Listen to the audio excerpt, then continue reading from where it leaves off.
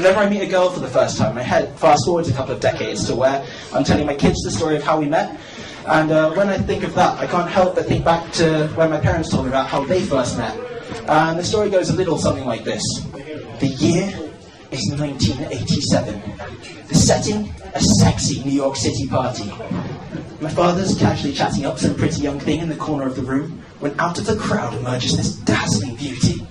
You can probably tell from the family resemblance, it was my mother. She glides right up to my father, taps him on the shoulder. He turns, their eyes meet. Electricity, urgency. She leans into him and whispers into his ear. Excuse me, can you move out the doorway? I need the toilet. And while that story pretty much sums up my parents perfectly, you know, she's always going to the toilet and he's always standing in doorways,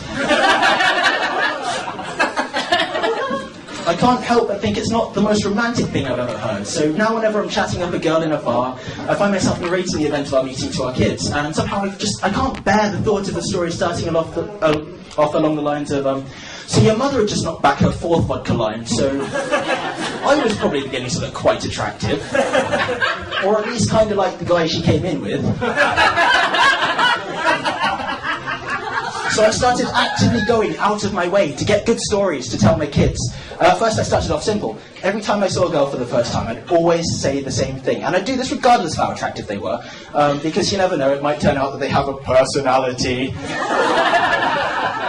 Or an attractive friend. So every time I saw a girl for the first time, I'd always say the same thing, just so I could tell my kids. And I saw her there, across the room. And I turned to my friend and I said, do you know what I said? I said, do you see her, John? Do you see that girl? No, not the one in the purple. Well, I haven't seen her before either, so I'm going to do this exact same speech about her next again. But beside her in the pink, I know she's not a great looker, but she could have a personality. Just never mind. You see, I know you're getting bored of this. It's only the 7th time I've done this tonight. You see that girl?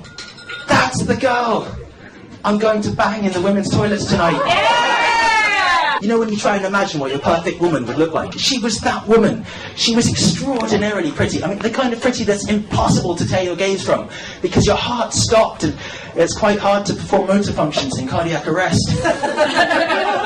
She had wavy brown hair bouncing down to her shoulders and huge brown eyes, and her smile. She had a smile that could melt your soul, which frankly sounded quite dangerous. All the while you're just standing there trying to soak it all in case she vanishes before your very eyes, like some sort of a hot girl mirage. And then your brain kicks into overdrive trying to think of what the hell you're going to say, except you can't get past introductory lines like, hey, I'm Alec, I ate 10 racks of spare ribs today. Or, hey, I'm Alec, ribs are tasty.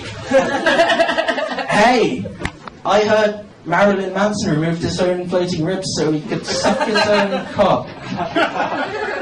And you just think, oh, well, thank God time's been frozen all this while. Except then you realise time hasn't been frozen. And you've just been standing there, in the doorway, thinking, this seems a lot like something my father would do.